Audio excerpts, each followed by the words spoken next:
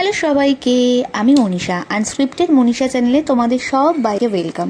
ভিডিওটা আপলোড করতে একটু লেট হয়ে গেল। সবাইকে জানাই ভিডিও শুরুতে শুভ দোল পূর্ণিমা, হ্যাপি হোলি। আমার দিনটা কিন্তু একটু অন্যরকমভাবে শুরু হয়েছিল সত্যনারায়ণের শিরুনি দিয়ে। যখন সবাই রং খেলতে ব্যস্ত, তখন কি আমার লক্ষ্মীনারায়ণ, আমার কৃষ্ণ গোপালের পায়ে আবির দিতেই ব্যস্ত ছিলাম। যাই হোক, সবাই যখন ভাঙের খেলায় মত্ত হয়েছিল, তখন আমি কিন্তু এই শিরুনি মাখাতে বেশি মন দিয়েছিলাম।